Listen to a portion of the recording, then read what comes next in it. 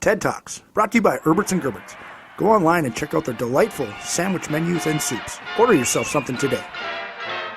It's Ted Swetzler from at TL Schwarz on Twitter and Twins Daily for another Twins Talk weekly segment, catching up on all things Twins this week. It was a great week for the Twins. Realistically, they just did something that they have not done for the last 22 years. Knocking off the Yankees in a season series for the first time since 2001 is plenty of reason to celebrate.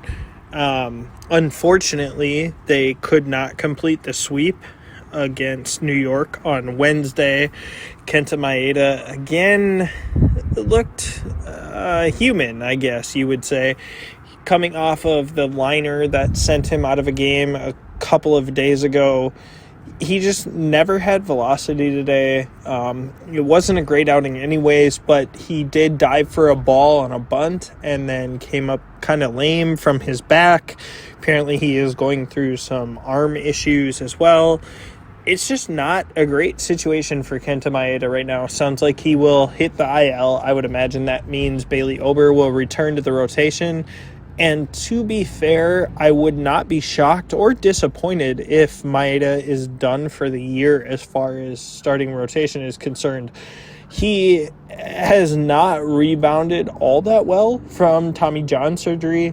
He's shown previously that he can compete in the bullpen. He competed at a high level for Los Angeles back a handful of years ago, and truthfully, the Twins' best 26-man roster or 13-man pitching staff includes Bailey Ober and Kenta Maeda. So pushing Maeda to something of a middle reliever, longman role makes a whole lot of sense. It gets Ober in the rotation consistently. The hope would be that he can stay healthy, but you do have Louis Varland and Simeon Woods-Richardson behind him as well. Unfortunately, coming into the Yankees series, the Twins did not look well against both Boston and Washington, neither of which should be expected to be any good this season. The Red Sox might be a middling team, but the Nationals might be one of the worst teams in baseball, and dropping 2 of 3 against them at home is not a good look at all. Good rebound against the Yankees. The lineup is still kind of scuffling. It's nice to have Joey Gallo back. It looks like Alex Kirilloff could be inserted soon. Jorge Polanco has absolutely lit the world on fire since returning to the lineup. And the Twins should hope to get a Carlos Correa that resembles some sort of his career average relatively soon. He's been a slow starter at times, but as the weather ticks up here, hopefully that can change course. Going into next week, it's a very intriguing week from a distancing standpoint in the division. The Royals, again, like the Nationals, are one of the worst teams in baseball. The Twins swept them to start the year. They will get 4 against Kansas City, with Thursday's game kicking off that series.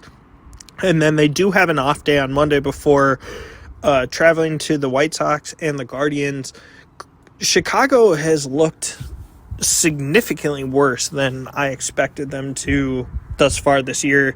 I mean, being a 7-18 team out of the gate is not a good look. They've lost 9 of their last 10.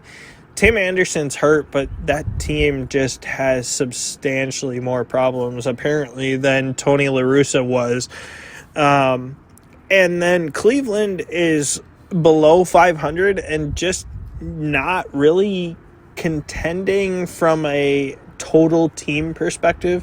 The hope would be that pitching props them up. I don't think the Twins are going to run away with this division, but this week, especially on the road, gives them some opportunity to create distance and see where they're at. It should be exciting, and next week will be a fun one to check in on.